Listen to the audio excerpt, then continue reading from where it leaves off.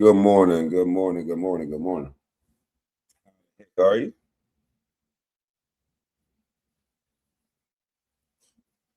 I got my hair retwisted, so I'm feeling good, looking good.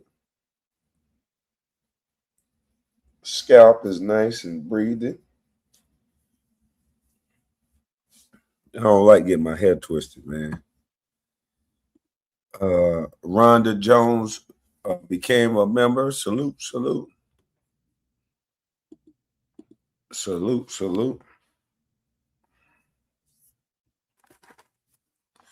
But man, we got a pretty cool show for y'all, man. We got a show. We got to talk about our boy Thick Tongue. Thick Tongue is crying, but I think Dwayne Wade just ended this LeBron James debate, this GOAT debate. GOATs don't go have to learn how to win.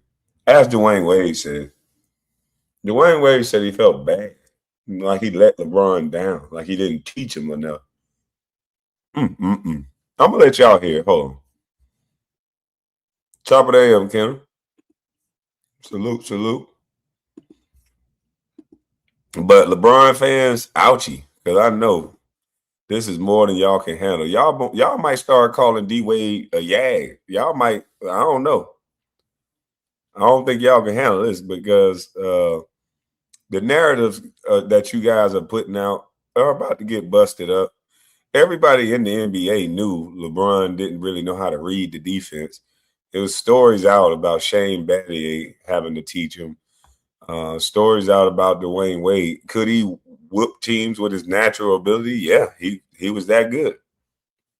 So I'm giving him his props. He was that good, that fast in the open court, that talented that he was just winning on natural ability and the teammates around him.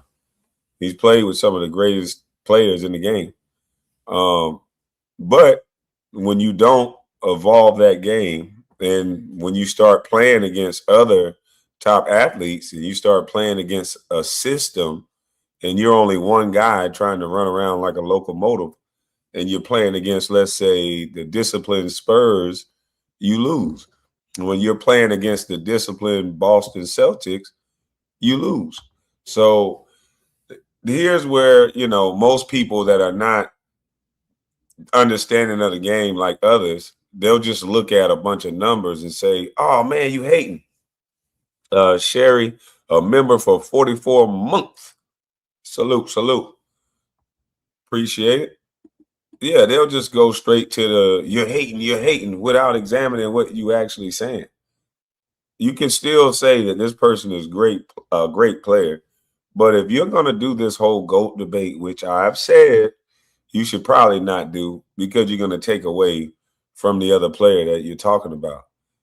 So, but nevertheless, everyone wants to have this GOAT debate because that's the only thing that seemed that we can talk about. Go to the barbershop, you still talking about Kobe, MJ, niggas yelling to the top of their lungs about this shit, but I don't get it. I don't participate. When I do have a conversation, it's usually with people that I can just talk to and not shout and yell over two Negroes we never gonna meet. Well, I've met, but you guys are never gonna meet. So what the hell you arguing like this for? But that's what people spend their time doing. But right now, I think that's over. I think Dwayne Wade and what he just described, it ends this whole GOAT conversation. Clearly having some sort of mental meltdown. His mind is his confidence, whatever it is, it's something is wrong with LeBron. You see this. He's not aggressive. He's passing up shots. He's not driving. It's not LeBron. Yeah. We all know LeBron. That's not LeBron.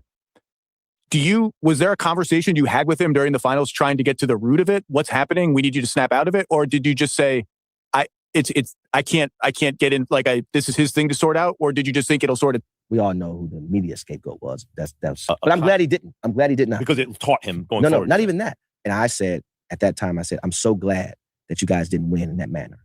I'm glad. Because I felt that villain role, that's not who you are. Hello, everybody, and welcome back to the channel. Well, it seems if you're paying attention, there seems to be a pull between D Wade and LeBron. Not an outright beef, but there's been a lot of narrative shifting. Now, LeBron's still playing. Hold on. Did that nigga just drop it like it's hot and then go dunk? Hold on, man. Not who you are. Hello, everybody, and welcome back to the channel. What the fuck? Well, Who the hell he doing this to? Who the hell he looking at? He got to be looking at one of the cheerleaders or something. Is his wife already there? Who this nigga? Big old 6'9". Hey, boy, this nigga knees good. No wonder LeBron. This is the best athlete in the game, y'all. No wonder this Negro could play that long. His knees are amazing. 6'9", 200 and something pounds, and he can get low like this and then spring back up and then go. Boy, ain't no party like a Diddy party, boy. Lord have mercy. This boy here was the flavor of the night doing this shit. LeBron, don't tell us something out loud. We right here. Don't you know we can see your big tall ass dropping down like Meg the Stallion and then running to go dunk? Shit, nigga. Calm down, boy. Role, that's not who you are. hello, everybody, and welcome back to the channel. Well, it's Look at this nigga, man. He happy than a motherfucker, too. Look at him. Boy, look at that face. Yeah, bitch. Oh, no. LeBron, That's not who you are. dog. hello, everybody, and welcome back to the channel. Well, it seems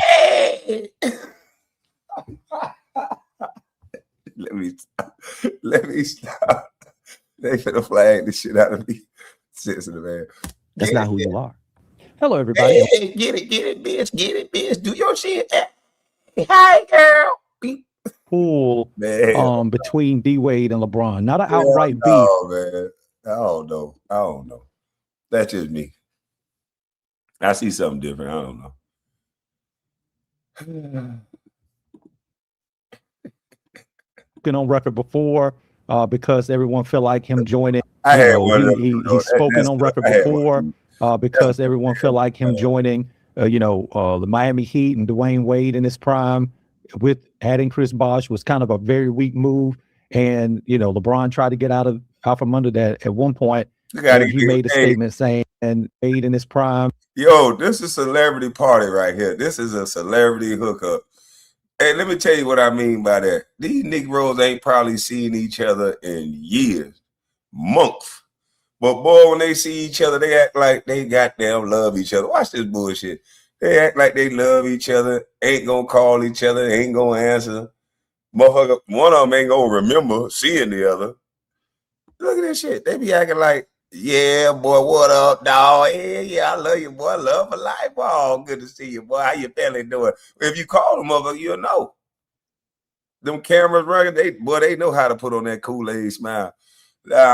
These was teammates. Do they do any business together? These two black leaders, do they do any business together? Are they friends? Do they call each other? Hell no. I can tell by this goddamn handshake they don't. This is why I can't hang with those celebrities. I don't like it.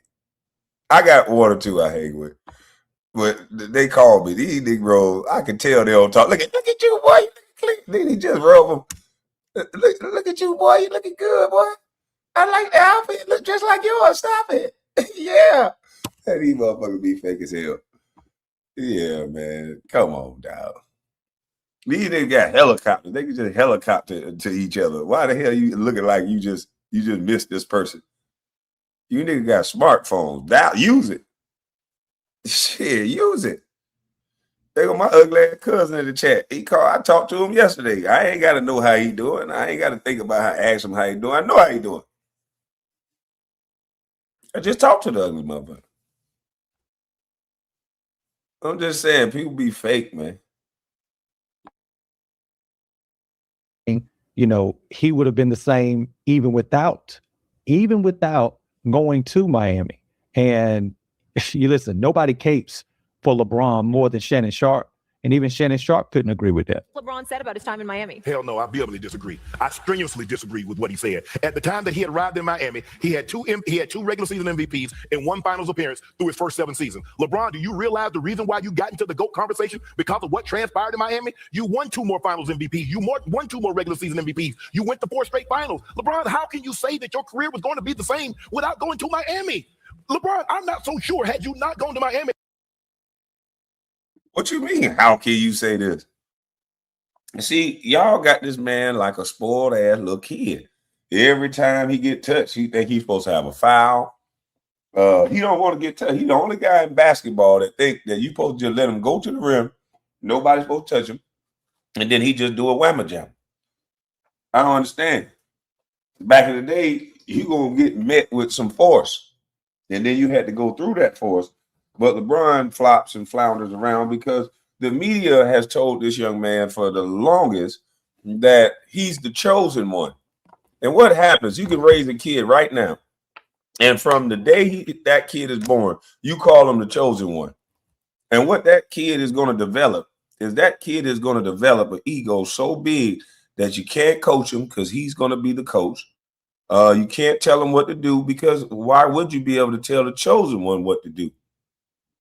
He's going to become the most insecure, weakest thing you can ever see because it does not want to not look like something that you built it up to be, which is the chosen one. The chosen one ain't going to want to take no losses. Chosen one ain't going to want to go through no grind. Chosen one is going to want to win right now, right here, or get me somebody else. So it's not going to allow for the chosen one to build any real relationships with anyone because you guys said that it was the chosen one. And that's what I've been seeing. LeBron don't listen to nobody, don't really have friends. He look like he backstab and connive everybody that he comes around. Them little looks that he give his teammates. And I'm like, what the hell is wrong with this dude?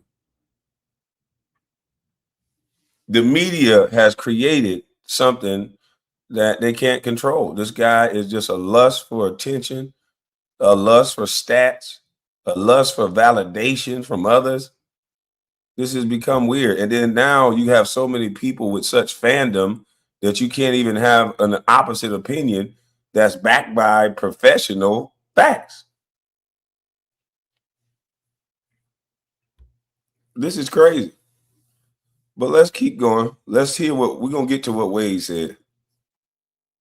How do I make a compelling case? And I can argue any case before the Supreme Court. How do I make a case that he's a top 5 player if he doesn't go to Miami, Stephen A? I don't understand why LeBron wants to be so dismissive. Okay, I get it. You dislike Pat Riley. Pat Riley didn't give you the latitude that Cleveland, like the Lakers, do. I get everything that you're saying from that aspect. But to sit there and sit in front of the media and say your career was going to be the career. Come on, LeBron, man, you got to stop this. It's okay to give the Miami Heat the credit that they deserve. You guys created this, so how can y'all get upset? Listen, he knows that without those Heat years, he would not be in the GOAT conversation. So MJ didn't have to run and go nowhere to win his championship. So he's already not in the GOAT conversation. So that's number one. Number two, he knows that he actually went there to learn how to win. He went there to learn how to win, get over the hump. How do I read defenses when we got a 7-game series and everybody's keying in on me? Because that's what's going to happen. And superstars, back then, you didn't make excuses for them. If they did not win, it was their fault. Now you guys have made it to where if the superstar does not win, it's the role player's fault, which I never agree with. Role players are supposed to just stay solid. If they give a bump in numbers, if they give a bump in energy and defense on the playoffs and hold guys underneath their numbers, role players did their jobs. Superstars get paid to win. In today's game, superstars get paid to tell you about their stats. That's not what superstars got when I played. You got $100 million, you were supposed to be the guy who take the last shot and the guy to win, not tell you about their stat sheets. So LeBron has to erase that from his history in order to be able to look like the GOAT. You can't say he went to Miami and learned from Dwayne Wade and Shane Battier and Udonis Haslem. Who is the Udonis Haslam? He's a hard-working, hard-nosed, blue-collar, I'm going to be in your face, bust your ass type of player. But he's not in the GOAT conversation. So if people start to hear that guy helped teach LeBron, you're going to say, what? If people start to hear Shane Battier had to show LeBron where he's going to be double teamed, things of that nature, you'll say, what? Shane, but how he teaching the GOAT? So he has to act like those things didn't happen so he can have this mystique about him that he's the GOAT. You know, MJ has this mystique that you just get him there, he's going to win. LeBron has it to where the media throughout the years said he doesn't have enough help. You know, even though the type of players that he played with, respectfully, when they were running their own teams, because most people he played with ran their own team, they were pretty damn good. So I don't know, but let's keep going. Yeah, Shane Battier is intelligent, but when you talk about skill level, most of these people don't know about the game. You have to think and understand the knowledge of the game. They don't understand that, but they just see athleticism, and that's all they saw. And LeBron was definitely athletic, but where do you think he came out of high school? So he had to learn to play from somebody. I don't even know why that's an insult. When you jump from high school to college, jump college, and you skip college and go straight to the pros, you only know a high school style of game. And so to try to make LeBron this out-of-the-womb basketball savant is a storyline. It's stupid. LeBron James was a high school player playing high school athletic style basketball. He had to go and learn. The coaches, the NBA coaches, don't have time to teach you individually NBA basketball. So you have to learn from teammates. You have to learn from other players. Was he physically ready to play? Yeah. But you don't know where the double teams are coming from. It's new to you. You've never seen it before. So it's okay to say that you learned from somebody, but not when you build somebody up with this commercialized mystique about him that he's chosen somehow. And that, I guess he's chosen.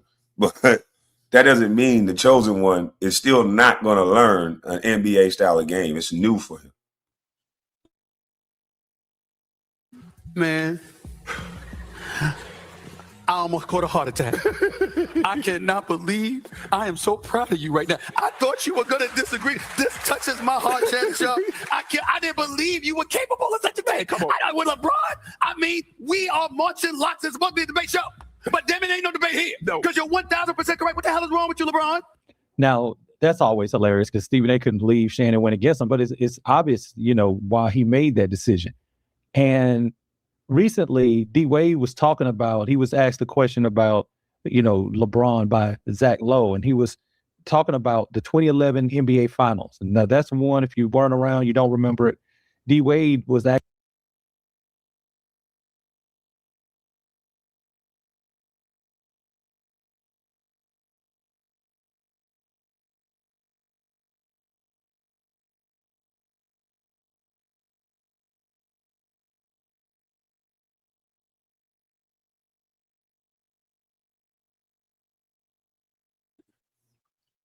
What would make more sense, young man, is that all you got to do is go to your channel, because I see you making a lot of comments. You said the power grid is going down and all this other stuff, right? Well, before the power grid go down, you should probably go to your channel and say this stuff that you want to say on your channel, and then you'll get it off. So, power grid is about to go down. If you go to your channel and get all this off your chest on your channel, before the power grid go down. That's all we saying, brother. actually averaging, I think, around 27 a game. And had they won that series, D. Wade would have had a finals MVP over LeBron that time. And LeBron would have been, obviously very secondary because I think he only averaged like 17 points per game. He just did not play well at all. And, Zach Lowe and D. Wade kind of went into detail about how LeBron froze up that series and what D. Wade tried to do to have him snap out of it. 2011. Sorry. but this. I'm the steward of basketball fans in this position. I have to ask you this. LeBron is clearly having some sort of mental meltdown. His mind is confidence, whatever it is. It's something is wrong with LeBron. You see this. He's not aggressive. He's passing up shots. He's not driving. It's not LeBron. Yeah. We all know LeBron. That's not LeBron. Was there a conversation you had with him during the finals trying to get to the root of it? What's happening? We need you to snap out of it, or did you just say, I can't get in, this is his thing to sort out, or did you just think it'll sort itself out? How do you handle something like that in that moment? Well, in the moment, I mean, I think it's, and I've said it before, is I was on Bron. It's my job. That's our relationship is to. Wait a minute. He started off saying, I was on Bron. That's our relationship. That's our job. So when you say something like that, it sounds like D-Wade's assignment was to teach LeBron James the game. I was on Bron.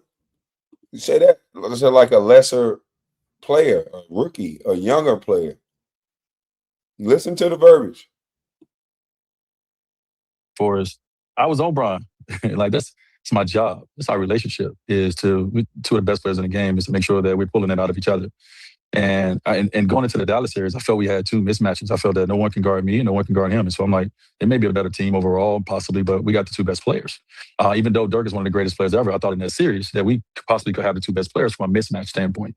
And so when I didn't see him performing at the level that I know that I've watched this person perform at since I've seen him play on ESPN in high school, I was like, hey, wait, what's going on? You know what I mean? And I don't know if I approached it the right way at all, but I was on Bron. I'm just trying to get him to get back in his game, to wake up. Because sometimes it does. One thing can happen, whether it's in your personal life, whether it's in the game. That man said he was on Bron twice. I wonder if anybody could say they was on Michael Jordan. Like they was on him to do better. I don't think MJ or Kobe ever needed that. MJ or Kobe was always on somebody else to do better.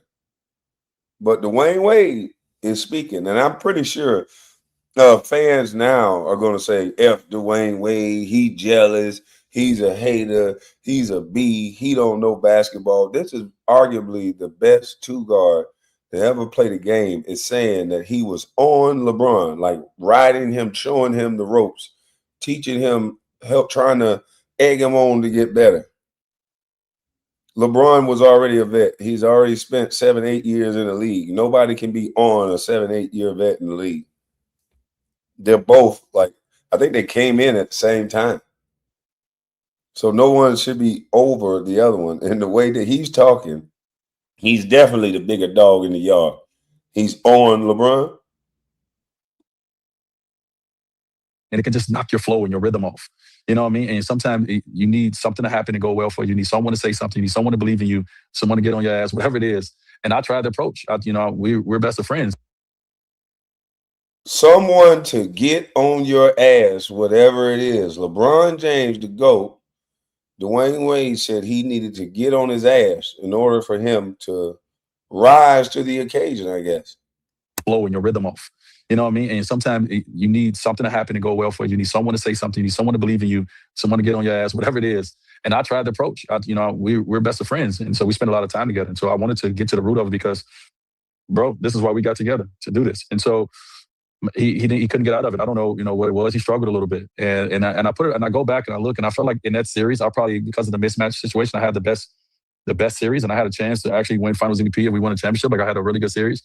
And I look back at myself, and I'm like, man, this is why he came here as a leader. It's your job to help lead him. And I feel like I failed my leadership responsibilities in that. And so I don't know. So it was Dwayne Wade's job to lead LeBron to victory, not the other way around. And when they lost, Dwayne Wade said he feel like he failed him, took responsibility. That gotta hurt LeBron James fan. See, this doesn't hurt my feelings because we already knew this. Southern Child member for 7 months. Oh dang! Talk about shut up, Lord. Y'all beefing. See, we already knew this stuff. Yeah, most NBA players already knew why LeBron got with Dwayne Wade and why LeBron got with that Heat culture because they were disciplined. Anytime you went down to Miami, you running into Udonis, you running into Dwayne Wade, all of the Alonzo Mourning, all of the guys that was there, they were in shape, hard-nosed, rugged guys at their position. Dwayne Wade was a hard-nosed, coming at you, going downhill every play. That culture was trap the pick and roll. We coming over to block shots. I mean, they play the same way. Even though basketball evolved and changed, Miami still got that old school worker mentality, grit. And so we all knew that Dwayne was trying to teach LeBron that. But I didn't know to this extent. Listening to Dwayne talk, this was almost like a little brother mentorship. Like it's almost like they brought LeBron there to get mentored by Dwayne Wade. And LeBron doesn't want to come to terms with that, but that's what it sounds like to me when a man takes responsibility for letting a teammate down that he said was his friend and say that he came there for that. And he said he felt like he let him down. Yeah, this was definitely like a big brother, little brother mentorship. And I look back at myself and I'm like, man, this is why he came here as you as a leader. It's your job to help lead him. And I feel like I failed my leadership responsibilities in that. And so I don't know if I approached it the right way at all. I just know that, we didn't get the LeBron that we got the next 3 years. Now, D-Wade, he gave, how he got on LeBron. He was getting on him, trying to get him to snap out of it because he's like, look, we can win this series. We're the two best players on the court. He felt like even with Dirk out there, we were the two best players on the court and we can dominate this series. And D-Wade was getting busy. LeBron just never got it together for whatever reason. Like he kind of looked like a shell of himself. I wouldn't even call it a Pippen type situation because other than the series where Pippen was injured, in the finals, he always looked better. Like he always took on, he had more of an impact. LeBron had no impact in that season, in that series, like really no impact. He struggled mightily. And so it was ironic to then see Rich Paul then come up on his podcast and talk about. No, I knew Rich Paul was going to talk about it. Hey, shout out to NBA Center. I knew Rich Paul was going to talk about it, but he couldn't even get the words out. Cino be on Rich Paul head, boy. But I just don't think Rich Paul was the right one to talk about this. He made it worse. Watch this. About what he talked about as it relates to that 2011 NBA Finals. That's a good question. I remember it vividly. I think it was just one of those things where, I mean, obviously, we all know who the media scapegoat was. That's clear. But no, I just think it was one of those things where that was the first season. They didn't get off to a great start that year. They were like 500 after, I think, like 33 games or 35 games, close to 500. Then they had a hell of a run. Sure did. And I think that, sometimes you kind of shoot your wad a little bit because the first round they rode, the second round they rode. Dean wants me to pause you. I could hear him snickering. No, man. Like I'm going to have to pause you, Rich. Okay, fine. But sometimes, you run out. Yeah. You just do. And I think they had great series. And then they got to the finals and they actually had a game that they probably should have won. I think LeBron has always had. But I'm glad he didn't. Because it taught him going forward. No, not even that. We had this conversation and we went to the Bahamas afterwards. And myself, D-Wade, and LeBron were talking and they were kind of going over things. And I said, at that time, I'm so glad that you guys didn't win in that manner. I'm glad because I felt that villain role, that's not who you are as a person.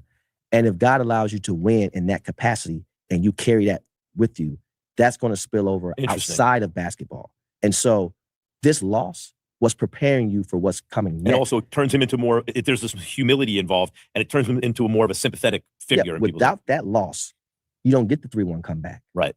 Because Probably now true. you're a different person. And so, yes, he should have played better, and he probably was capable of playing better.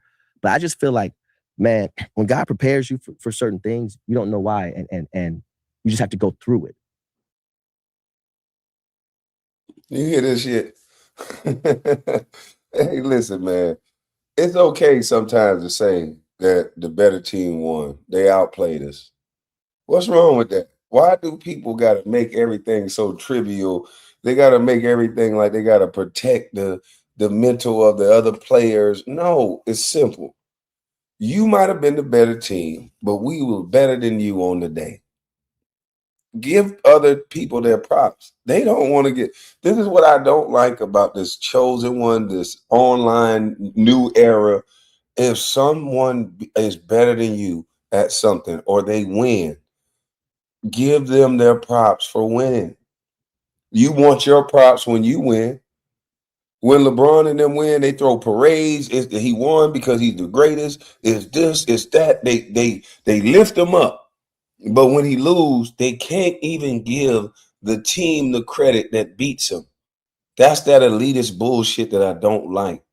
When you lose, don't make excuses for the person that lost because you like them. Give the team and the people the credit that beat them on the day. It's simple. Our news media, they suck with that. They're terrible. They always got a reason why LeBron lost, and they take away from the teams that actually win. We don't never even hear strategy on how did the team beat LeBron. We never heard that from our sports media. It's always the soon as LeBron lose, the damn news feed cut to which players we're gonna get to get LeBron to win. That's how I know this chosen one thing that they created was all a marketing tool. If I have like Mr. Tenderism, they have a rib called Mr. Tenderism. Well, the white guy stole his name, but they market that thing as it's the tenderest rib in the world. They want you to believe it. They're going to put money behind it. They're going to advertise it. They're going to speak about it on every media news station. And that's exactly what they did to your king. They advertised, they marketed him as the chosen one. And now he believes this dumb shit. Now you believe this dumb shit. Basketball ain't about no chosen one. There's no such thing as that. There's always a new one. There's no such thing as chosen one in basketball. First of all, it's 10 people out on the court. How do you just choose one? That's number one. Number two, you're going to get old. And there's going to be a new player come that can do everything you can do and maybe a little even better. So who gives somebody this chosen one notion? No, you're just the star of the day that they're marketing and they're making tons of money off of. And then guess what they're going to do? It's going to be a chosen one again. Because it's all marketed. And you guys have been arguing about this shit in barbershops. But he's just the flavor of the day. We all know what the NBA stand for. It's N-word, be aware. Because there's always somebody coming to take your job. It's one of the most competitive sporting gigs you can find. You got college, overseas, all these people let out at one time fighting over 12 to 15 spots. So this marketing thing that they do every year, why do you think it feels like LeBron just has to win? He just has to be in the finals. We just have to talk about him in that way. Why? Because it's a marketing tool. Once you understand business and you understand marketing, what the NBA did with this chosen one thing tattooed on a guy's back before he even scored a point. And once you understand marketing, you'll understand what they did with LeBron. The chosen one. And this is all just my opinion. Because when the media makes a heavy push and make excuses every single time for when someone loses, then yeah, my antennas start to go up and say, this is not real. We're in metaverse. And some are going to say I'm hating, and some are going to understand that I'm not. I'm not I wasn't bred in a laboratory to play basketball.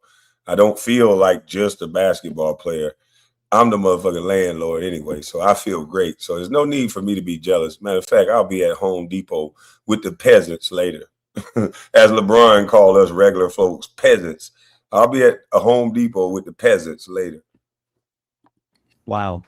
I mean, I don't know. I'll say this. I'll be reading comments. I will absolutely be reading comments from LeBron James. What should I say? Because I'm a fan of LeBron, so it can't just be a fans. Like I need you, like LeBron is the reason why you watch basketball. Like your whole really like because you have those fanatics to that level, right? I'd love to hear what they have to say in regards to that because to me, it's someone that. Yeah, since I got this guy still here, since I got on Facebook, IG, Snapchat, Twitter, etc. You just need to add one more, YouTube. My life turned around for the better. I'm pretty sure it did. Did a whole bunch of musical and been on my purpose. Only YouTube for music and news and LinkedIn for work. But this ain't that though. This ain't music and news. You obviously don't like this news, so you might want to go. Just you can add one more social media to that, and you're gonna take off. I'm telling you, bro, you will take off. You're on the right path. Like LeBron has done a lot for the game. He's done a lot of great things. And then I can also say, man, I wish instead of this or LeBron doing that or LeBron joining, Bosh and D Wade and calling Wade saying, hey, he wants to join up with them or, instead of doing all that, I would have loved his career. Not necessarily that he had to stay in Cleveland, but if he would not have went to Miami at that time. You know what I'm saying? With D Wade still in his prime, with Chris Bosh in his prime. And then if you do that, don't try to minimize your time there.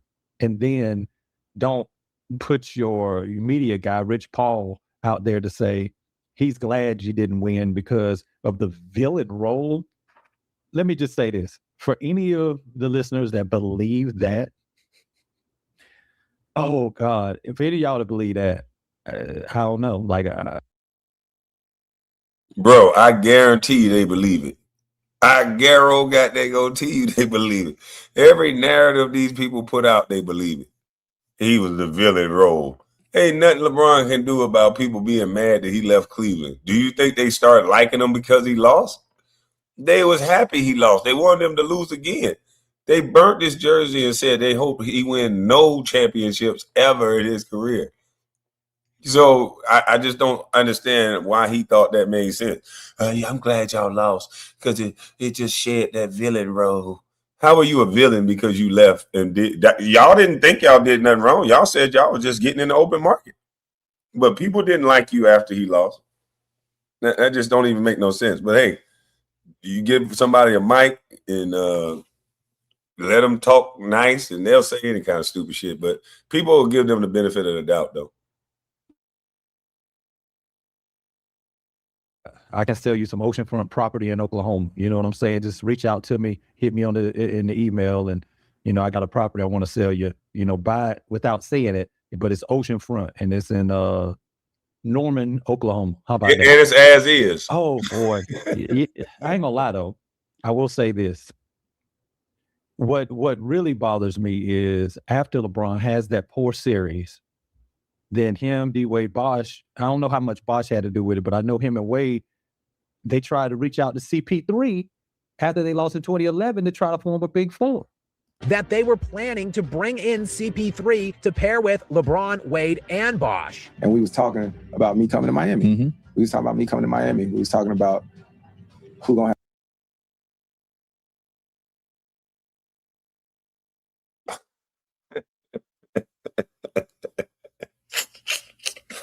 So they wanted to have a big four, huh?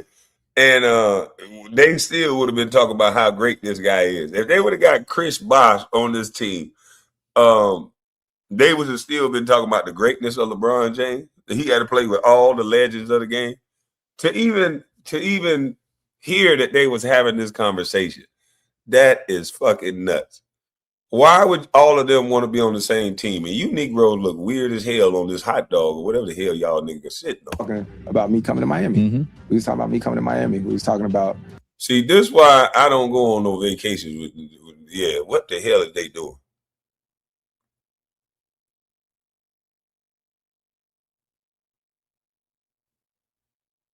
Yeah, I don't feel comfortable. who gonna have the ball in their hands, how it's gonna work. We having a conversation. Yep, we having a conversation. Now, thank God that didn't happen. Okay, because oh man, thank God that didn't happen. Because you almost that just would have been nasty. That would have been nasty for the league. Had they had CP3, Bosh, D Wade, and LeBron, oh boy, I don't know. It would have taken so much. I gotta end that one because shit, the way LeBron was leaning forward and shit remind me what he said. Ain't no party like a Diddy party. I'm like, why is this nigga lean forward like that? It's just, I don't know. He the only one like that too. I got to get rid of that one. Let's go to the next story. Let's go to the next story. Shannon Sharpe crying like a mother trucker. Shout out to the basketball show. Man, he caught Shannon Sharpe them crying. I like the commentary. Man, y'all got to hear this. I don't know why. You know what? I think I'm going to start talking football this year. Fuck that. I don't know much about NFL football, but, I was a Little League champion. They called me the body snatcher in Little League. So I think I'm going to start talking NFL football. This season, I'm going to be doing NFL commentary for real. And I ain't going to have no NFL player on my podcast to help me through it either. Because if two football players can sit up every night and talk about basketball in a way as if they know what they talk about, and damn it, by golly, I might as well start talking about football, hockey. I'm going to start talking about golf. Shit, once you get a mic, it seems like you just start talking about any damn thing. So, two football players is talking basketball at the highest level. But hell, how can you invalidate them when you got Skip, a motherfucker who never got a chance to play on the intramurals team, and then you got Stephen A, who couldn't get off of intramurals bench. So yeah, I don't know. I don't know, man.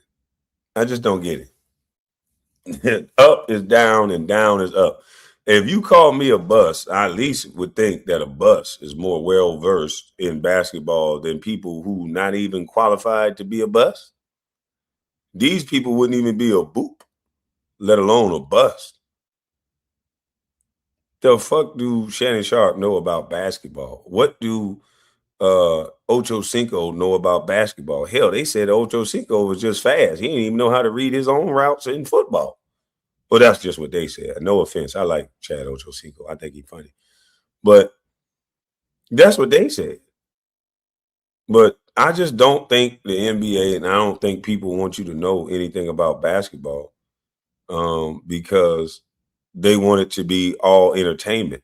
They want you to just argue back and forth your feelings. Because if you know anything about basketball, you don't care about stats as much because stats is good as long as you elevate the team to win. Because one player can elevate a team. One player can elevate a team to victory. You could be that good. You add one engine, and that man can be the motor to elevating the entire team to victory. But if that man only elevates himself and he's just scoring a bunch of points, you don't give credit to that over winning. At the end of the day, the NBA basketball period is about winning. It's not about what they're trying to make it about. Anybody can cheat the game. You can go out, a center can focus on only getting 4 points a quarter, 4 rebounds a quarter, and he's going to end up with a double-double, and he's going to end up with a lot of money in this league. If you want guys to just go out and play for stats, then you keep talking about stats as much as you are. And that's what you're going to get. You're going to get a bunch of guys running around, jacking up shots, or trying to get as many attempts or many rebounds as they can so they can get to the mighty dollar. Or you focus on winning and make the game winning-based again, and you pay for and you make sure you promote winning, then guys will start playing better basketball again. They'll start taking charges. They'll start diving on the floor because they know that you pay for winning style basketball. But right now, they're not going to dive on no damn floor. They still got to be up to get 2 more rebounds. Who the hell gonna dive on the floor? I'm not getting hurt. I got 5 more rebounds to get. I'm trying to make all NBA team. All NBA team just incentivized that we're gonna be able to get 300 million. I'm not falling on the floor. I'm not hurting my hamstring. I'm not doing none of that. And I'm only playing one side of the court. So that's what we're getting in today's NBA. And that's why we got more dumbed down people that don't really understand basketball talking about it. Complaining to Ocho Cinco that LeBron James is getting criticized and that Byron Scott actually dared to say that LeBron should leave LA. And listening to Ocho, listening to Shannon Sharpe, they really have no clue what they're talking about. You got to listen to this. Shannon Sharpe complained about this, like says it. Believe me, James Worthy thinks it. Magic Johnson thinks it. All those, incredible players from the Lakers, the legends, they all think it. They talk between each other. They're connected. They're close. If Byron Scott thinks it and says it, all those guys are of the same opinion.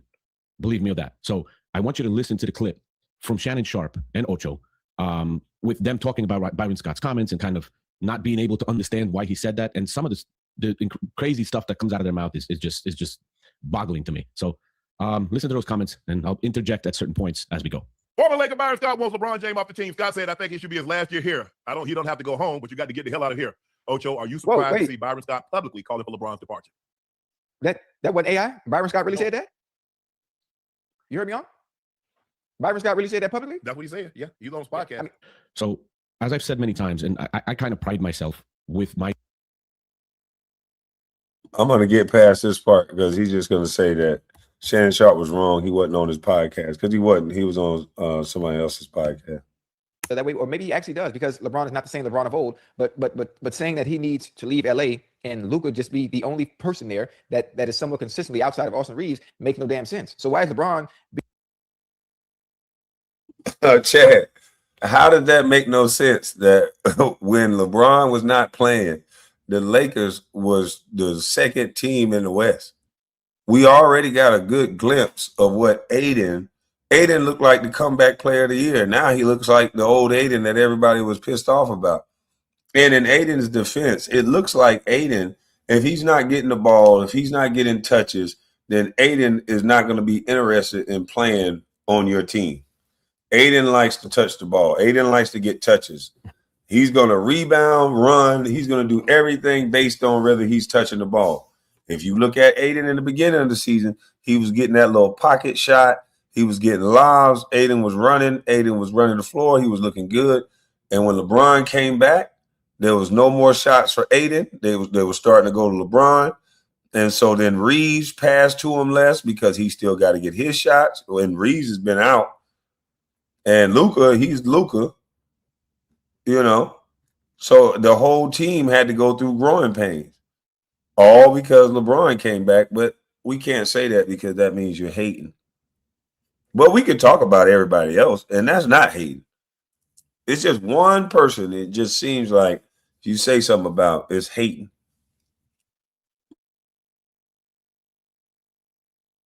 Being the one that's being called out from Byron Scott when all the other issues that even Ray Charles can see that they have going on with the Lakers right now. I don't know. I think the thing is, I don't know when this started happening, that guys from an organization, great guys from an organization would all of a sudden call out guys that's currently within the organization. And maybe this is a Kobe thing. LeBron was never really accepted, even though he really revitalized the Lakers organization. We have to stop these lies, Shannon. What did he revitalize? What did he revitalize? He came in 2018, okay? 2016 was the last season of Kobe Bryant where they won 17 games. What did LeBron James revitalize? The next season without Kobe and without LeBron, they improved by 9 games to 26 and 56. The next season without LeBron James, they improved another 9 games, 35 and 47. They had a nice young core of basketball players. They had Lonzo Ball, who was healthy. Brandon Ingram was developing. He was age 20. Andre Ingram, Kyle Kuzma, Julius Randle, young, 23 years old. I mean, they had a nice freaking core. And then comes in LeBron James. So the Lakers are 35 and 47 without LeBron. LeBron James comes in and helps them win 2 more freaking games. You can blame it on injuries, whatever. He played over 50 games that season, and he helped them win 2 more games overall that season. Where is the freaking revitalization? Revitalization happened when Anthony Davis arrived, not when LeBron James came. LeBron James did shit for the Lakers. Man, they're going to flag your channel like they did mine. That's why I didn't say it. I let the white man say it. They they bow down. Hey, shout out to you for saying it. That wasn't me. Don't flag me. I still think they gonna flag my black ass. But I'm trying to figure out where did this jump come when LeBron went to the Lakers. Everybody know that AD was a monster, the X factor. But AD, he does get hurt, so he takes the flack of being injured a lot. But when AD is not injured, there's nothing you can say about his game. I mean, he does everything on the court. Games overall that season. Where is the freaking revitalization? Revitalization happened when Anthony Davis arrived, not when LeBron James came. LeBron James did shit for the Lakers. And second of all, I don't even want to get into it, but all these years, he has disrespected that franchise as much as you can disrespect it, with all the BS that he's been doing and forcing him to do with drafting his son and all that other stuff. But let's keep going. I don't care what anybody says, and I think the fans understand. They know that. Right. They know what the Lakers were Kobe last 3 years. And when Kobe left, they know what the Lakers were. I don't know what is this? Right. What are we talking about? If LeBron doesn't come, the Lakers. Yeah, what are you talking about? Because when Kobe left, he left that team in good position. He didn't break the bank on the team. He wanted his money, but he left. He did his thing. He had his farewell tour, and the Lakers were building young talent. The Lakers had everybody that was on that Lakers team is going off to have good career. Randall is playing great in Minnesota, played great in New York. Caruso is just won a championship. I mean, who else? All of those guys that y'all had, they're all playing. Kyle Kuzma is playing well. Ingram is the man in Toronto. Like, if y'all would have kept that core nucleus, y'all could be up there and stuck there right now. But you traded away your whole team, and then now you're talking about look how LeBron is going to lead that team. Now they got Luka. It's going to be the beach. The beach. It's going to be a great start to the season next year. Why? Lakers are not selling for $1 billion. Right. You're not going to be able to get Luka because you don't get AD. AD is not coming to LA. Mm-hmm. If I don't know what LeBron did to piss so many great players off. Yeah. Oh, he didn't. No, he didn't. I get it, Ocho. And a lot of times we talk about this on the show all the time, Ocho. Mm-hmm. These guys currently in the NFL get privileges and things we didn't get, but I don't begrudge them because we got things in the 90s and 2000s that guys in the 70s and 80s didn't get. They got things in the 70s and 80s that guys in the 50s and 60s didn't get. It's this thing called evolution. The game grows, the game evolves, and people get more things. It's okay. Do you see how he tries to? What the hell? You know what? I'm gonna let him say it because I'm gonna probably get myself flagged. But what he just said, I don't see how it has anything to do with. This is why the NBA legends probably don't like him, is because of the stuff that y'all say.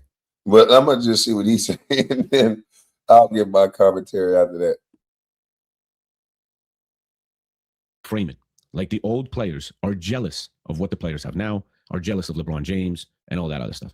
That is such BS and a push narrative that Shannon Sharpe has received to push. And we know that. It's not true that they're jealous. It's LeBron's approach to the game. It's LeBron's switching teams. It's LeBron's setting up his situation for every team he went to.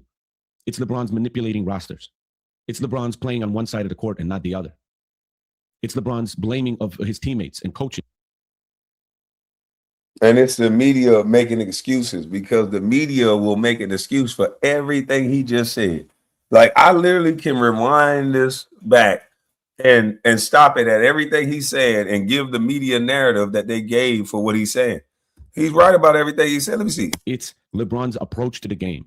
Oh, he's young. Don't get mad that it's a different type of game. You know, he likes to dance and have fun. So he's a young player. You can't change that. You can't hate on that. He's great. It's LeBron's switching teams. Switching teams, teams ain't loyal to players. So why do players got to be loyal to the team? He ain't the only one that's done that. All players have switched. It's LeBron's setting up his situation for every team he went to.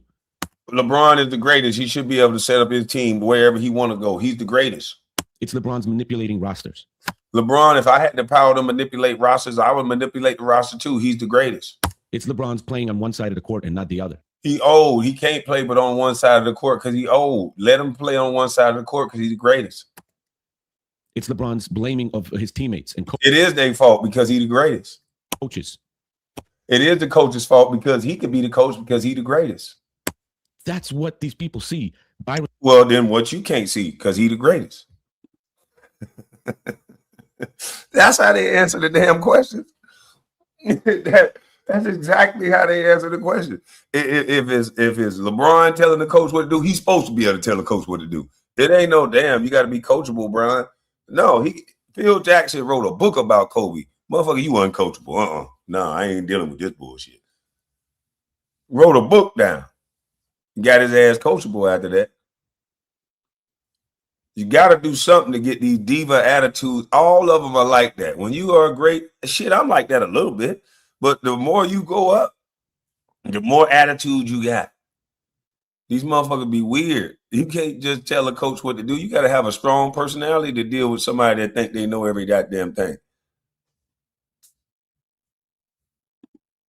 Kwame, you quick with it. You could work with Clutch any day. Man, I got a lot of people asking me to work with Clutch Sports, but I can't lie like that. I got to be able to tell the truth. I got to be free. I can't work with somebody that's going to tell me what the hell to say. And if I see something, I say something. You know, I'm like a little baby. I see you big, dark, black. You know, I see it, I say it.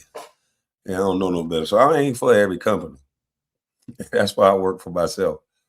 Yeah, because you call me, I'm going to say I like what I'm doing. I'm my HR. I'm my PR. Yeah, and we love me. Yeah, we love me some me. The ones that say all the right things and all the nice shit, they doing all the wrong things. You just don't know about it. Ain't nobody that damn nice and prim and neat. Fuck all that. Be yourself, man. Be normal. There's a little bit of bad in everybody. Everybody makes mistakes. You know, be ready to accept them and apologize and move the fuck on. Scott, James Worthy, Magic Johnson, all these players played every game they possibly could, injured or not. As long as they could stand, they would play. LeBron James ain't like that. They respected the uniform. They did everything for the team. They did everything for the club. It was their life. LeBron James' life is LeBron James and money. He doesn't care where he plays. As long as he gets his money, he gets his attention, and he's able to push his narrative and pad his stats. That's it. They see that. We've been seeing it for years. These guys, they don't follow, social media. They don't follow these games as close as some fans do because these fans are emotional and connected to the team and are watching every detail. And they see this stuff. I mean, we got Lakers fans in Los Angeles walking the streets, and I showed a guy that was on the street being interviewed, literally saying, LeBron, listen, get the F out of here. If you're not going to play both ends of the court, get the F out of here. They're tired. They're tired of his approach to the game. They're tired of his approach to the defensive end. They're tired of his whole shtick of, manipulating the team into drafting his son when he was never supposed to be freaking drafted. There were many players that could have been drafted before him. I mean, you got Kwame Brown even right now coming out saying that a lot of high school players right now are better than Bronny James is now. It's kind of a similar comment that LeBron James. Salute, brother. Damn sure did. And it is. Man, y'all know it's two top high school players right now that smoke. They'll smoke Bronny boots off. Y'all know it. But y'all don't want to say it because, I don't know why. I don't know what the fuck happened. When you talk sports, they got some people that they'll give it to them raw and real and tell them to stop crying. And then there's other people that'll say, oh, don't talk to them like that. Not for them. That's just for you. It's amazing. But yeah, let's hear that Kwame Brown again. There were many players that could have been drafted before him. I mean, you got Kwame Brown even right now coming out saying that a lot of high school players right now are better than Bronny James is now. It's kind of a similar comment that LeBron James made back before Bronny James was drafted when he said, oh, he's better than some of these guys in the NBA right now. Yeah, that didn't turn around to correct the way he did it. So Shannon, you're pushing so much BS. It's ridiculous at this point.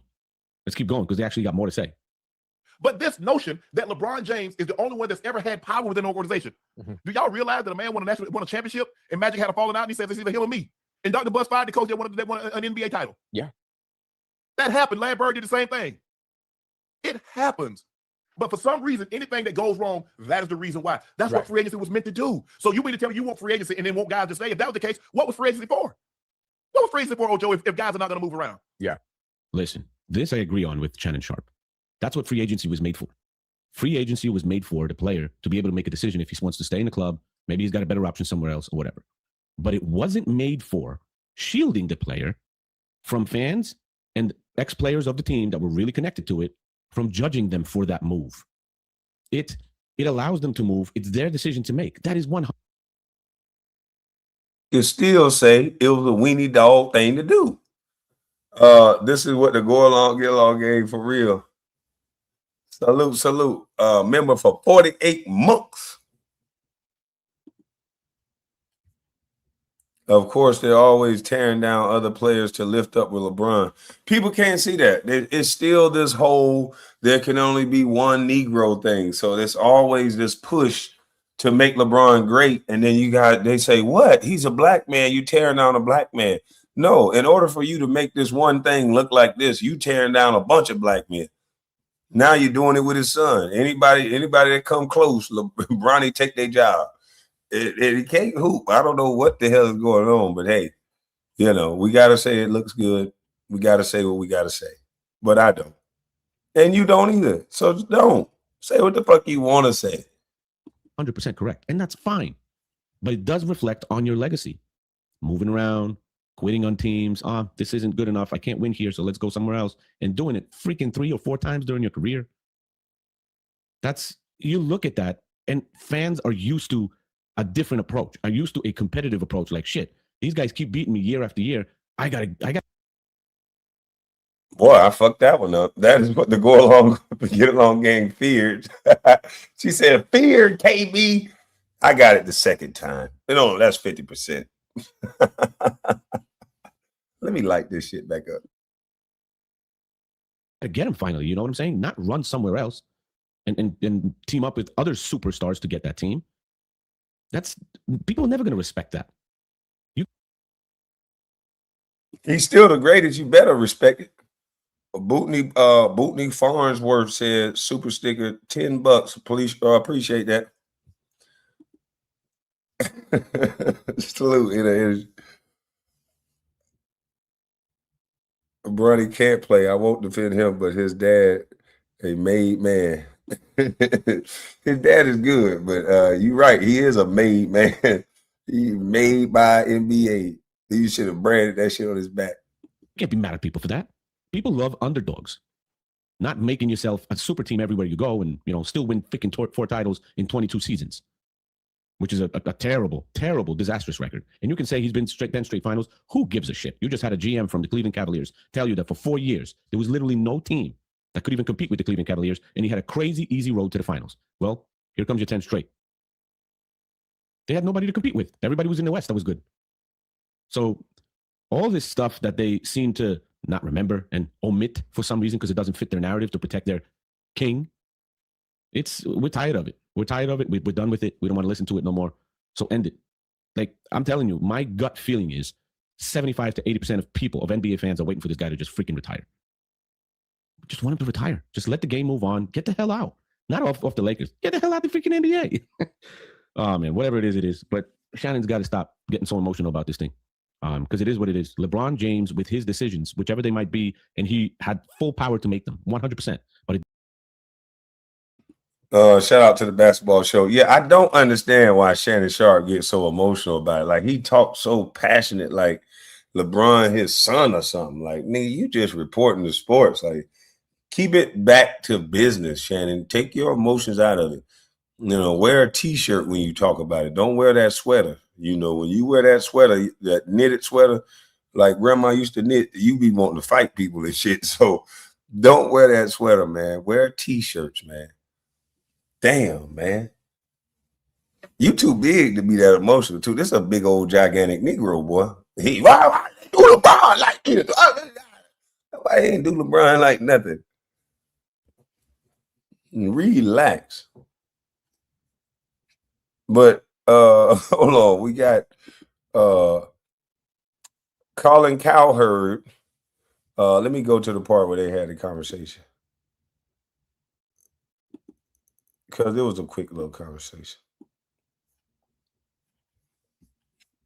Hold on, let me share it. And I watched a couple of these YouTubers. This is Chief McGraw. Let me speed it up a little bit.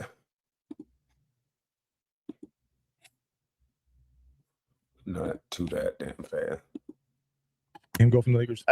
About Cowherd. Talk about LeBron and how he need to leave the Lakers. Are you ready to see him go from the Lakers? Yeah. Now, everybody will get caught up in them saying something to LeBron. You got to let times play you and guys want Tim Duncan or Kobe Bryant. Some of them guys retired with the same franchise, and some of them just played forever. D Wade with Miami Heat, Michael Jordan with Chicago.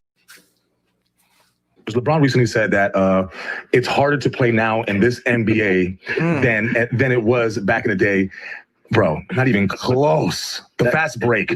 Listen, you know, I'm a big LeBron fan. I don't think he's the greatest that ever played, but I'm a big LeBron fan. Right. But that was laughable to me. Damn. When I heard that, I said, wait a minute. So you're saying that it's easier?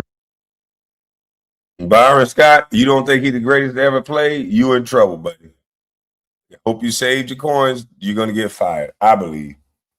You just went up there and said LeBron ain't the greatest ever.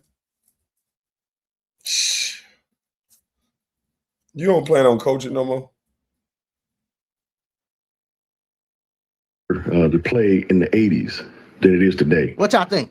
You know, did you ever see the Celtics and Lakers and the Kirk Rambis fouls and all those things? You guys Like, are taking his heads off. I mean, you never saw the Pistons play back then? No, I mean, and it's, you know, Chick Hearn's always saying, you know, no blood, no foul. You get up, you shoot your free throws, you keep playing. And that's what I don't think they get. They give all this credit for all the they're forgetting 90s basketball slowed down, 2000 whatever, they slowed down. The 80s they was running. Magic, the Showtime Lakers, they was out of there. And Cino went up and put it on his channel. Denver, they was out of there. These guys was fast, strong. They getting up and down. That's all they did. They had those little Chuck Taylors on. Man, did you used to see how Wilt used to sprint the court back then? Did you see how all these guys used to play? They used to get up out of there. They're gone up and down that court. And the fouls, I don't know how LeBron would have ever got up off the ground. If you blow by LeBron, if you like skip the top of his head with your forearm, he lay on the ground for 30 minutes. What if they would have fouled LeBron like they did Kirk Rambis, like they did MJ, yoke him out the air? You think I don't think he would have got up. I think they're only thinking about 2000 basketball where people were slowing the ball down, throwing it in the post, doing all that. No, these people was getting up and down,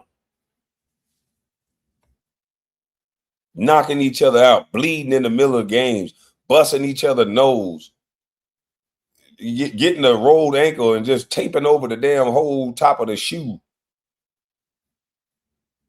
So what is LeBron talking about? I don't get it. The game was so much more physical then. Now you could sit back and say, well, the score wasn't as high. Go back and look.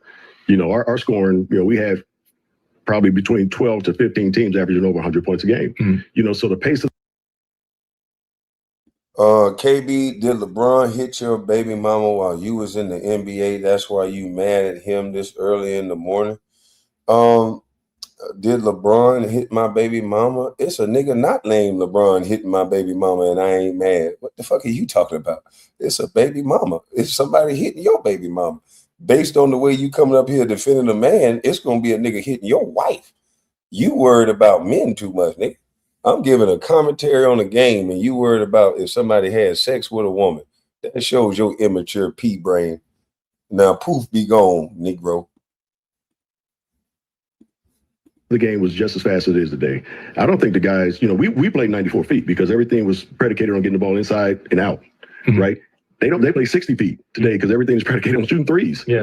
You know, so you're you're not going inside. Yeah, you're not going up and down like we did. That's a good point. And as far as physicality of the game, it's not even close. So I just thought it was laughable, you know, coming from one of the greatest players that ever played a game to say that it's harder to play now than it was then. Are you ready to see him go from the Lakers? Here we go. Yeah. You know, I mean, like I said, I'm a fan, but you know, I don't mince words either. I mean, I think this should be his last year here. Wow. Not in the NBA, just here. No, just here. You know, I really you don't got to go home, but you got to go. Yeah, you know, it's Moore's Day. You know what I'm saying? You don't have to go home, but you got to get the hell out of here. Now, the first thing is when he brought up the pace of play, that was great. And the man was respectful. He didn't say LeBron had to get the hell on. He said he just got to get up out of here. I'm cool on LeBron playing for my team. He can go ahead and play for the Lakers. I mean, not the Lakers. He can go ahead and play for somebody else, but just no longer the Lakers. That's all. Ain't nothing wrong with that. Teams, I supported it. They were good business moves, and the Lakers. LeBron is 41. Yeah. He's averaging the fewest minutes of his career. He's shooting under 30% on threes, the fewest points per game since his rookie season, and he is the second slowest player in the entire league. Wow. LeBron had leverage over the NBA for 21 years, 22 years. It's all dried up. Yeah. And he's been such a mercenary, and I have defended him for his mobility. Good for him. But he has been such a mercenary. There's no reason to be sentimental and romantic about it. There's no need for that. He bailed on teams. I supported it. They were good business moves, and the Lakers probably and should bail on him. Listen, this was always going to be, let's be totally honest about LeBron and the Lakers. Let's just be frank about this. It was always a Hollywood marriage. Yeah. Right? Two hot stars. And you know what happens in Hollywood? One of the stars eventually starts dating somebody younger. That's Luka. LeBron had all the leverage, but he bounced around, left Miami, didn't give D-Wade or Bosh a heads up 5 minutes before it happened. They found out. I remember that. That's okay. I defended him. He was the best player in the world for 18 years. Ah. But this Hollywood marriage, hey, listen, the good news, it lasted longer than Nick Cage and Lisa Marie Presley, or Billy Bob and Angelina. It wasn't just a weekend in Vegas. It lasted a while. They spent some time together, but it ain't enough for the Lakers to just give them that treatment. I think LeBron and Shaq spent around similar time for the Lakers, but Shaq got 3 rings, so he's going to be a little bit more beloved than LeBron. 2G, baby, you love it. We out. I'm going to Disneyland. And the craziest thing is, next year, LeBron is probably going to be taking a veteran minimum contract because he hasn't been looking good this year. Man, you think Rich Paul gonna go for that? He gonna say, look here, man, I don't care about how he's looking right now. This man has carried this league for 23 years, and you gonna pay him like it. Black Lives Matter. And he gonna get another 30, 40 million. Yeah, LeBron gonna get about 20 million, 40 years for a year or two. 20 million, give him 20 million a year for his legacy. He gonna play about 2 more years.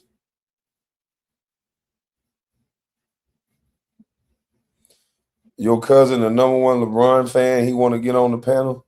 No, we don't want to talk to number 1 LeBron fan. Number 1 LeBron fans are going to be angry. They're set in their ways, and they don't want to hear nothing different. And most of them don't want to talk. They just want to scream and argue. And one thing I'm not going to do is scream and argue with no nigga about no other man. I'm not going to do that.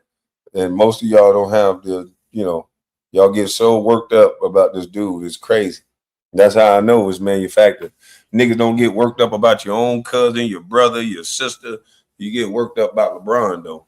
Motherfucker, take it there about LeBron. LeBron's fan wake up every day early to a white night. They king. Damn. That's crazy.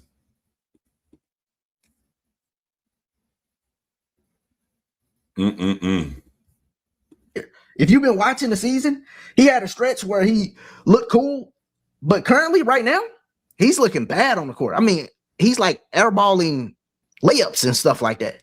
Not just airballing 3-pointers. He's been doing that his whole career, but he's airballing layups now. You're like, not even that. The dude ain't been getting back on defense. I don't know what y'all been seeing, but it's been bad this whole time. A dude that can only play one side of the court. It's been bad since the Lakers went from number 2 team in the West to like number 8 or wherever they at now. But it's been bad. Y'all just been overlooking it. I wouldn't want to play with somebody. I understand Aiden's frustration. I actually feel sorry for Aiden a little bit. Aiden was really trying to play his way back into this league and get respected, and he was doing it. It seemed like Aiden changed his mind. He was on a high horse, and he was really earning his reputation back. But soon as LeBron came back, that's all, folks. Bleep, bleep, that's all, folks. Aiden was probably in his glory when it was just him, Luka, and Austin Reeves, because Austin Reeves attacked the basket. He's not slow. He breaks down the defense. So who gets the ball after that? It goes straight to oh boy. It goes straight to him. Let me find this video. Where is it?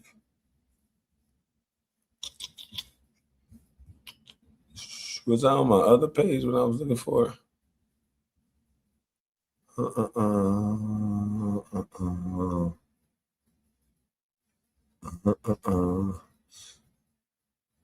I must have been on the other page.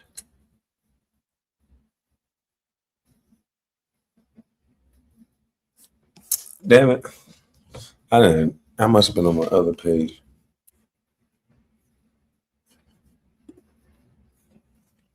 You said what now? Austin Reeves did what? Austin Reeves is slow as molasses?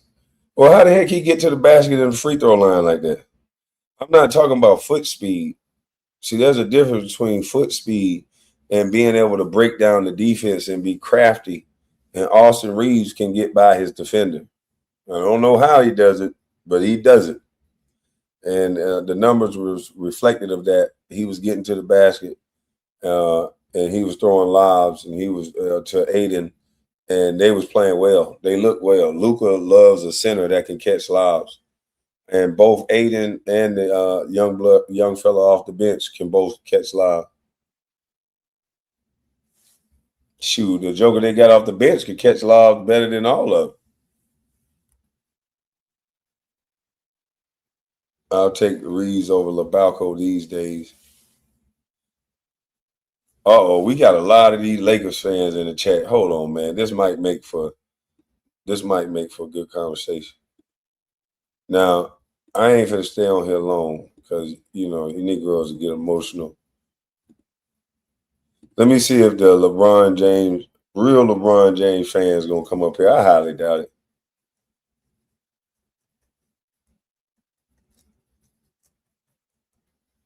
If you're a LeBron James goon, don't come up here, please. The feds watching my page, and you don't want to go to jail or nothing like that. So don't be a goon.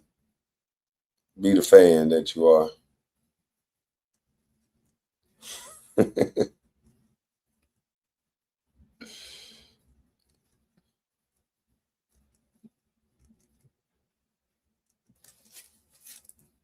These LeBron James fans, they are not Laker fans. The real Lakers want him out.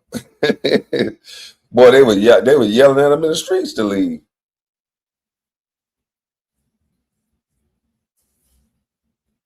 But that passed the Senate. Yeah, if you're a LeBron James goon, that one dude came up here, hey, man, I'm a street nigga, man. I'm just saying. Man, what the hell I got to do with what we talking about? You know how they do, man. Hold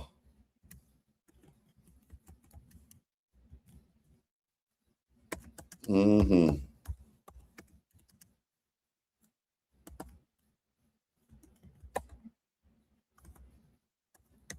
I just want to ask the people that say that you hating on LeBron every time you talk about him. Are you hating on Russell Westbrook when you talk about him?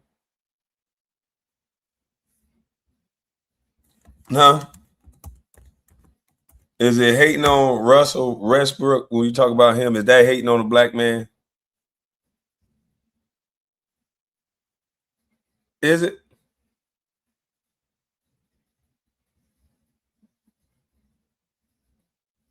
Because y'all be killing me.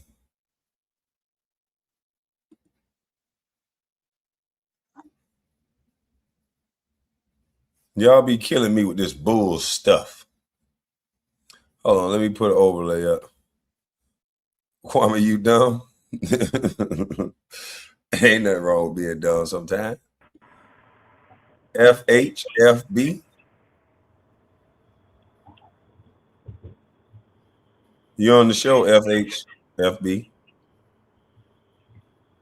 Yes. Why are you always slandering LeBron James.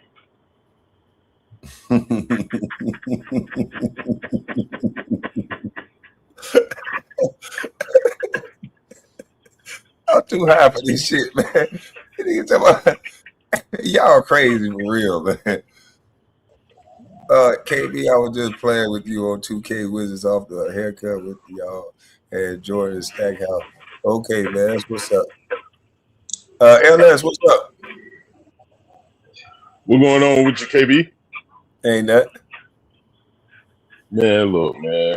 Yeah, it's time for him to go. But since you brought, let me get on Reeves right quick. Look, I ain't saying the dude can't play, but I think a large part of his success is the uniform he wearing.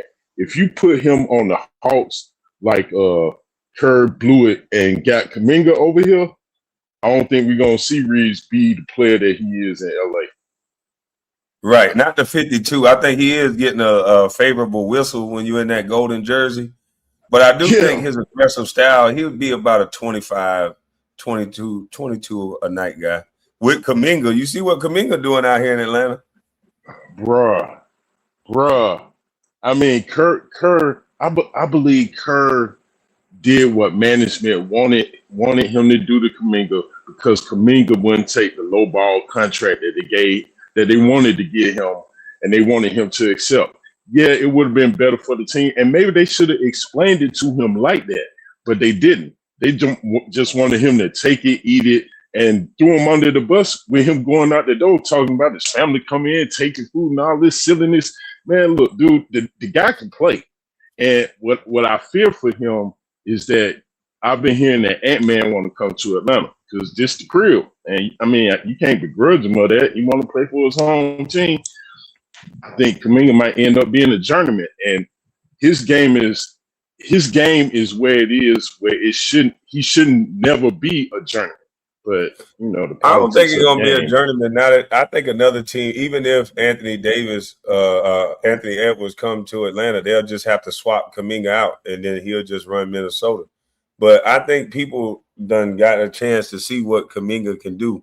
Everybody kind of knew the rumblings around the league of what Kuminga could do, but what y'all just saw is the nature of the business, and it's easy to do him like that. The media narratives and all that. He's not from here. The media narratives, everybody know that this kid can play, but Kerr, for some reason, got a problem with him. And like you said, it's because he didn't go along to get along. He didn't take that contract. If he would have took that contract, they would have played him. None of this would have never happened. But it's about securing that bag first. Man, look, that game Golden State played Saturday night when Melton came in. And look, the dude coming off an ACL. For some, it changes their career a bit. But he blew like the first 5 layups he took. Had Kuminga did that, let me say that Kerr did not take him out the game. But had Kuminga done that, he would have been on the bench right now. You know what I'm saying? He would have took him out that game. He wouldn't have played Monday. He wouldn't be playing whenever their next game is until Kerr just didn't have a choice. Even when he got a choice, I heard another, I want to say YouTuber that was saying that there was one game Golden State played, and I don't mean to, snatch the LeBron conversation, but that dude is done. But everybody in the game, everybody for Golden State played because they had blew the other team out. Kuminga was the only one that didn't get in the game, period. And that's a reflection. That's what coaches do, though. Some coaches have a player that they just don't like, and then they ride them out. And that's what old boy was trying to tell Gilbert. You still got to have an opportunity. Rashard McCants was trying to tell him, you can do everything right in practice, but if you don't get the opportunity in the game, you just be the greatest practice player to ever live. And just to make it seem like guys are not working hard enough. I watched Gennaro Pargo come in, and this guy barely played. But what he used to do in practice and in preparation to be ready for the game, he would destroy people in practice. And matter of fact, sometimes they wouldn't even let the draft picks and stuff go against him when management was down there because he's going to destroy you. They're going to be like, we drafted this guy. And so, you talking about the guy that played for Gonzaga, right? Yeah. Gennaro Parker, yeah. he played for Chicago. He played for a couple of different teams, LA. It's a legendary story about how Phil had to cut him just for the numbers game, just because a big man or somebody got hurt. Phil had to cut him, but he said that's one of the hardest decisions he had to make because of how hard this guy was. I'm glad you mentioned Phil. From what you know about Phil, did he ever get down like that? Because as a fan out here watching, I don't think I ever saw him, play this politics game where, where management don't like you, so I ain't gonna play you. I from out here watching, Phil look like, hey, we out here to win. We got a job to do, and it's to beat them over there on that sideline, not the him and Hall with the office about playing time or contracts or any of that. We here to do the X's and O's to get this W. Yeah, how Phil coached, Phil pretty much was like, you got to have a bad memory. I remember when a reporter asked him that, and he was like, a lot of these young coaches, they have, their memory is too good. Because think about it, we're going to be around each other this whole season. We were around each other for 10, 12. To win an NBA championship, they're around each other from September to June. You know what I mean? And so that's every single day. There's going to be some good days. There's going to be some bad days. So if you just holding on to what happened yesterday at practice, you're going to bring that energy into today's practice. And that's what you can't do in the business. As a coach, it might be a player have a flare up and curse you out. You can't hold on to that personally and then not do business with them. You start taking them out the game and not playing them. Is that better for you and your mental, or is that better for the team? Wow. You know what you're saying right now leads me to believe that it was a build-up for what happened to PJ Carlesimo and Latrell Sprewell. That it wasn't just Sprewell just popped off one day. It was a series of things that led up to Sprewell putting his hands on that man's neck. And after he did that, PJ Carlesimo hasn't sounded the same since. He talks. Maybe it's just me. Maybe it's these gray hairs in my face. But bruh, the game is not what it used to be. Them coaches will ride players. They will disrespect them. They'll say certain stuff. But these are grown men. And as you get older, when you coming out of high school, you coming out of college, all that, you'll take some of that. But when you start to get up in age, you start to have your own children. It's like, hold on now. You need to respect me as a man first. We doing this job, but we got to be respectful. And that's what the coaches don't really know. Some coaches don't know how to adjust to that. But again, if they want to learn from a legendary coach, Phil Jackson can have a damn curse shouting. Well, he don't really shout, but a guy can curse Phil out, this and that. He gonna come in the next day like it never happened. He gonna give you. He might sit you out. He'll address you in front of the team, but he's gonna address it, and then it's over. Hey, for that little flare up, you're gonna sit out the next game because he's gonna show leadership. You're gonna sit out the next first. You're gonna sit out the first quarter, or you're gonna run some sprints, and then we're gonna continue playing. And that's that. And he ain't gonna never bring it up after that. Wow. So I was telling a friend of mine that if Phil is watching what Steve Kerr is doing, man, he got his head in the trash can. This guy is doing everything but coach basketball the right way. And if we're gonna just keep it all the way 100, Steve Kerr wouldn't be anything without what Mark Jackson did. Any success Steve Kerr has is because of Mark Jackson. And that's the long and the short of it. Yeah. I wish it would have turned out. Was emotional though. You could tell by his political comments and the things that he says. Yes. That he's a very emotional dude. So what if Kuminga cursed him out one day? His little sensitive self probably never forgave that. Bruh, man, Dominique is so happy with Kuminga. I want the guy to stay here, even if they get Ant-Man here. I hope they can figure out a way where it can work with the both of them. Because I would love Ant-Man here. And bro, I got to say this. The only way the slam dunk contest comes back to the masses is if Ant-Man and Ja get off their butts and get in the dunk contest. Man, you know Then how we'll it's gonna have look if they MJ get beat versus by a Lee. white boy. They not gonna do it. They not gonna do it. That white boy McLeod is jumping over cars, jumping over every damn thing. You know how this gonna look if they get beat by him? They not gonna do it. I don't see how. Okay, I mean, look, I'm not disrespecting guy talent, McClung, but Ant-Man and Ja, I believe they can get him. They are definitely jumpers. If they see the difference between McLeod is that he's an actual dunker. He's not just a guy that can jump high. Like that's what he does. Like he can put together some dunks. Like he one of those guys that you see guys on IG doing crazy ass dunks that we ain't never seen. He one of those type of guys. Now I don't know if Ant-Man them can do that. Can they dunk in the game? At least LeBron was honest. He said, "Look, I'm an in-game dunker." Because putting together different dunks is different than just being able to jump high. Wait, when did LeBron say this? He said that he was with Dwayne Wade. Dwayne Wade interviewed him and asked him, was he going to get in the dunk contest? He was like, yeah, you more of an in-game dunker. He told LeBron that, and then LeBron was like, yeah, I'm more of an in-game dunker.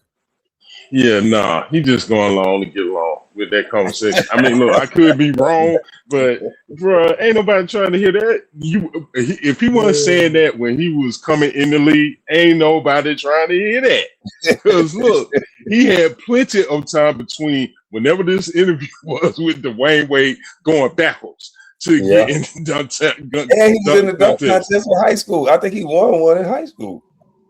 Maybe that guy that was in his basketball camp dunking on him just took his dunk soul or something.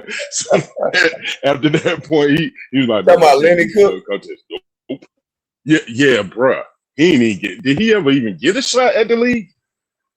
Nah, he was already rolling around like he was in the league, though. That's what a lot of guys be doing. When they good and they get hyped, they get an entourage and they roll around like they already in the league. Oh no. You got to put chips together, get in the actual game.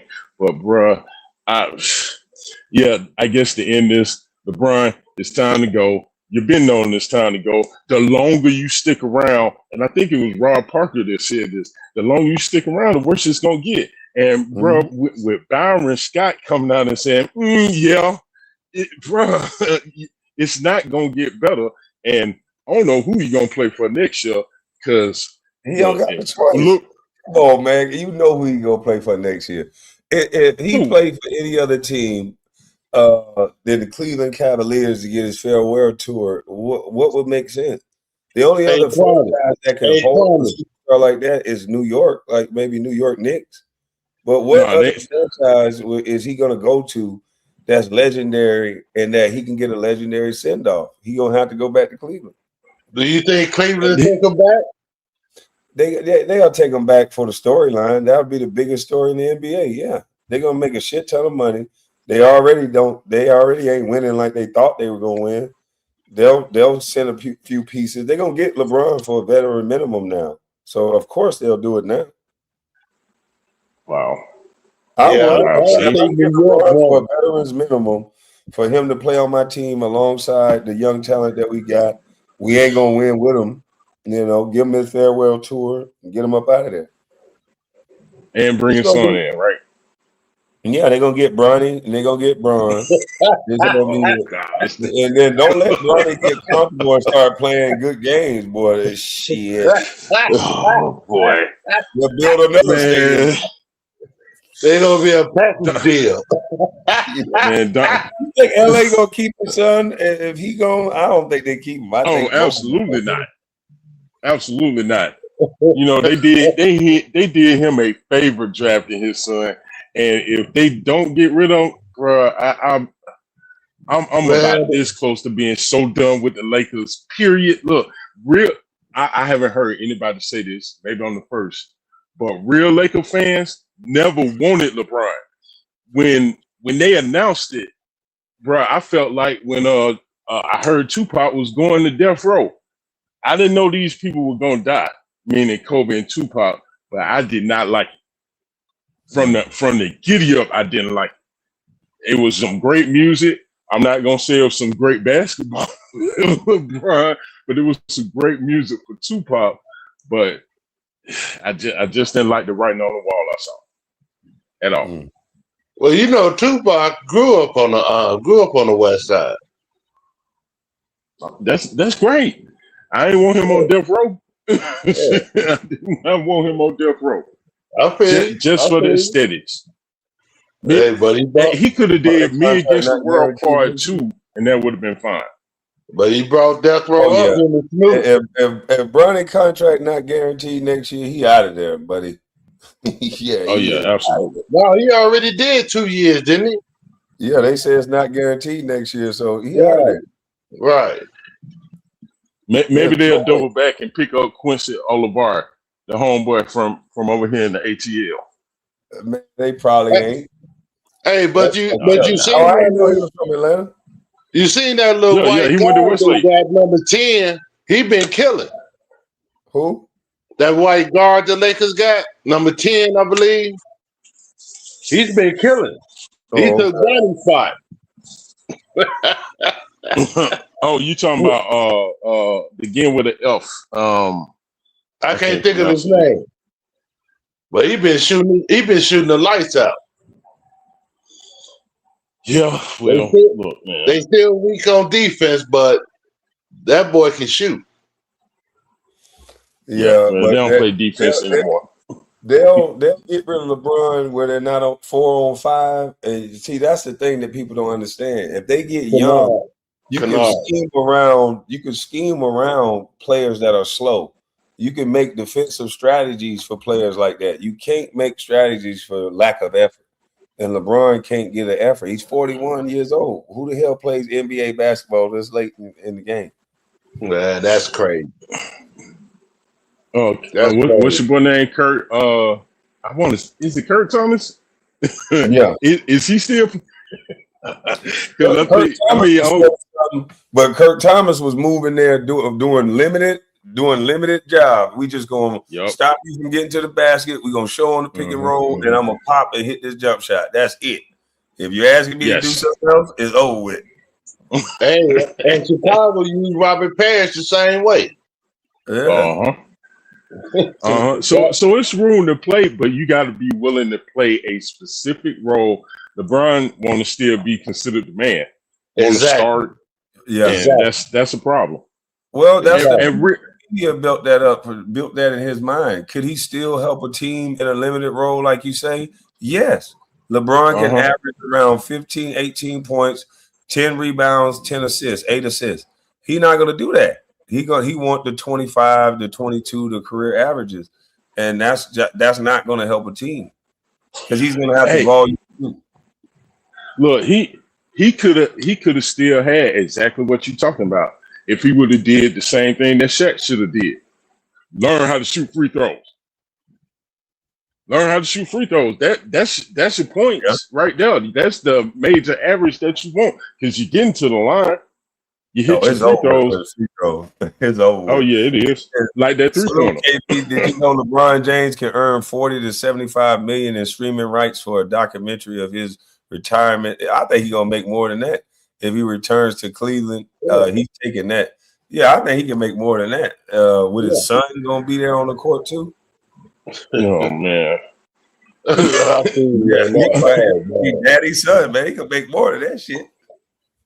Oh gosh! Why am I picturing Donovan Mitchell just crying his eyeballs out every night if LeBron comes to the team? Hey, if he go to Cleveland, he gonna mess up his career.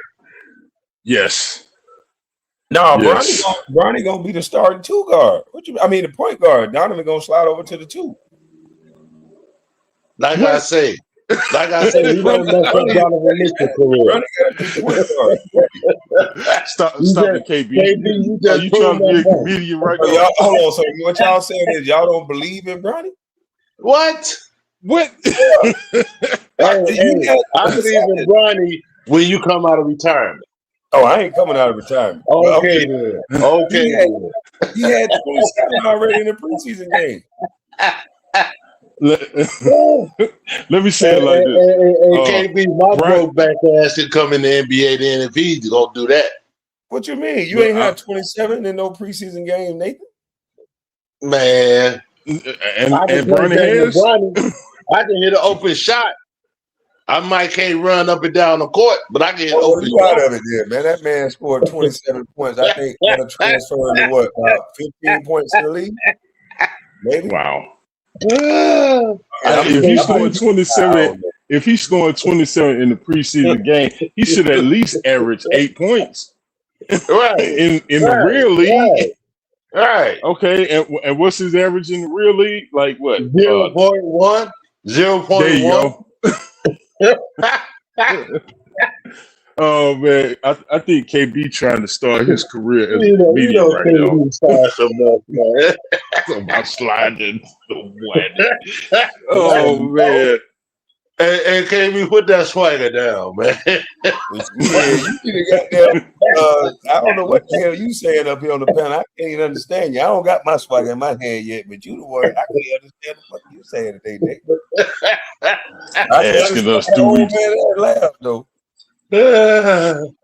Look, man, y'all can go get somebody with the old man game that can take Bronny's spot right now. Exactly. But that what Byron Scott was saying and about the 80s game, that's the truth. Like they want to give so much credit to the speed and the athleticism of this game, but them Showtime and the way the Boston and those guys was running up and down that court, it was unmatched. I don't know why they pretend like this. What we seeing now is so great. It's not. Hey, Kwame, you said it earlier. The players back then, they don't know. These guys don't know. Them guys was thoroughbreds. They was thoroughbreds. It wasn't no slow down game. Then plus they played. Are you walking up on me? Somebody get yeah. You better mute that camera, boy. You better mute that mic. It's time for some more. Yeah, action. That's what it is. But look, they don't. Look, I'm not. I'm not saying this to defend the new era, but I think they're saying this stuff because they want their era to be viewed as the best. That's all, and they don't make it right. But I think that's what they're doing. If you're a study of history, man, you know what you got to respect each era, man. True. This era don't respect the old era. If they respect each era, what would they talk about? Most people in the sports world don't know nothing about basketball. They just entertainers. So they have to create storylines and narratives and keep bringing up topics to talk about. They don't know how to look at a basketball game and tell you about the game and what guys were doing in the game and what they should do for the next game. Nor do people want to hear that no more. They're so used to hearing shit talk that's what they want to talk now. But listen, guys, I'm about to get up out of this thing, man. I got to go make something move real quick. But y'all have a blessed day. I'm up out of this. Here. Salute y'all. Yeah. Hey, appreciate everybody who super chatted, man. I'm gone.